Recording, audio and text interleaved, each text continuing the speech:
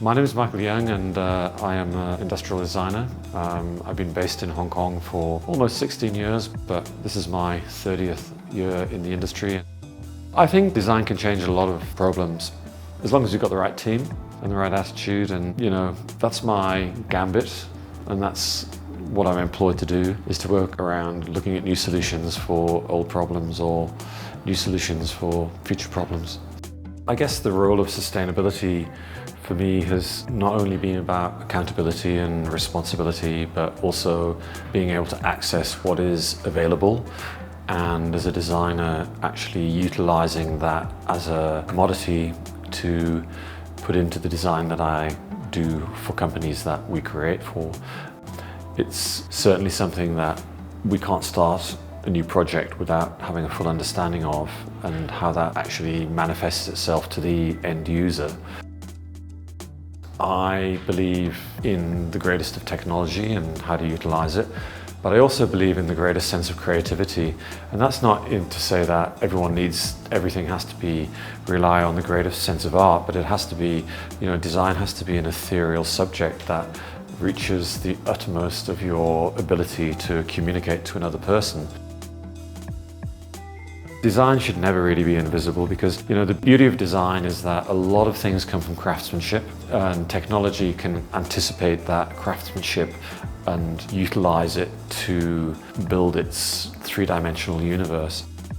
And I think the most important thing for me to say about design is the people you actually work with, because without those people, you never have a relationship of the object, and it's impossible to have a one-way relationship with design. It becomes the team technology. From a technical point of view, let's say you're dealing with sound, you respect the sound.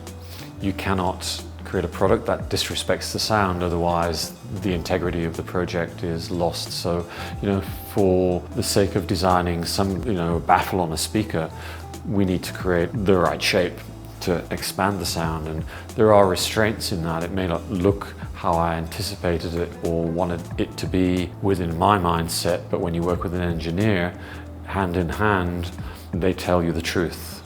And as long as you can respect that, you will end up with a solid commercial product.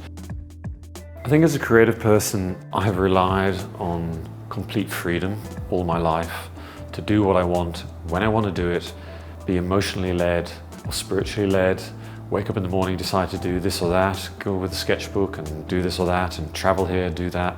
And when that network vanishes and you suddenly find yourself handcuffed to nothing, the way you design comes from your experiences in life. And my experiences in life were quite brutal, in the sense that, I could never afford anywhere to live. I was traveling here and there, and, it's about how much you see of the world, and that creates the DNA with which you move forward with, and everyone has a different way. So that DNA has never really left me. And I think I view design as someone who taps into my world, sees the way of cross-pollinating my experiences with theirs, as opposed to me sitting behind a desk and just saying, I'll do what you say.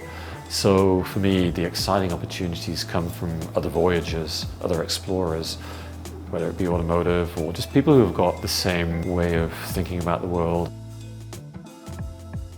I had the fortune of being in Japan sort of pre-COVID, and the very beginning of a friend's project in Komatsu.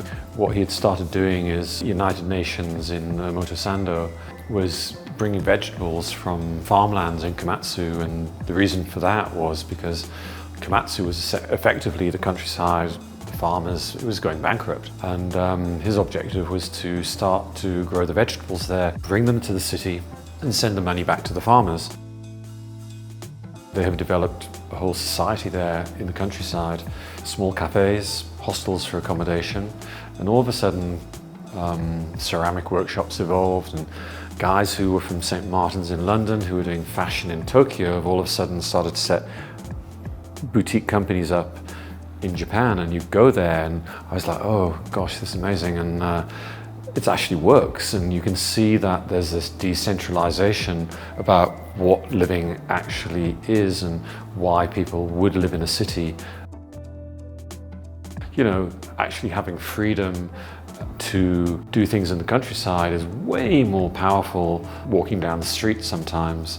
And you can afford to do things in the countryside, and you can get yourself a coffee, and you can grow your own vegetables, and you can get goats, and chickens can make eggs, and so there's a new way of thinking within that.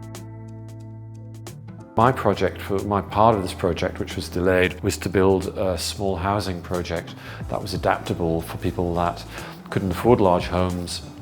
Land was cheap, but something that's not kit form, but something that young families or younger people can actually construct on that land easily in an environmentally sustainable way. Solid structures are that level of permanence creates the permanency that perhaps would develop into a city, which is not really the point of the project. The point of the project is to be adaptable. So I'm hoping that the new housing project will come to fruition within the next 12 months, and it'll be a big cycle, and to be part of the rebirth of a sort of local civilization and watch that process is astounding. It's not part of a huge town planning project, it's part of a village project, and that's the power. Architecture in Hong Kong is one of the most complex subjects in the sense that we're on an island and we've got these slopes, and I was listening to William the other day saying about how to let light into your architecture and the value of that space and what people now demand of that space. And I think it was certainly something that's been ignored because the landmass here is so small, and the price is so high. I was fortunate in Japan that as an industrial designer, they wanted my point of view about how to build a structure as opposed to an architect, which was nice because normally it's an architect designing furniture. I'm going, oh, what do you know about furniture? But they all do a good job.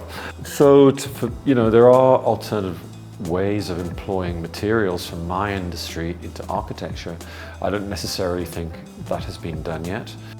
I've always maintained my view that young or new designers should do more than think about money, should do more than think about buying a house or what the value of what they earn is. And I think it's like that thing when I left college, everyone should go for a gap year and live their life and experience the world. But I always suggest feeding information outside of the design world, never focusing on design, because design is going to be the inspiration you have after you've fed yourself with other things, and that's the most important thing.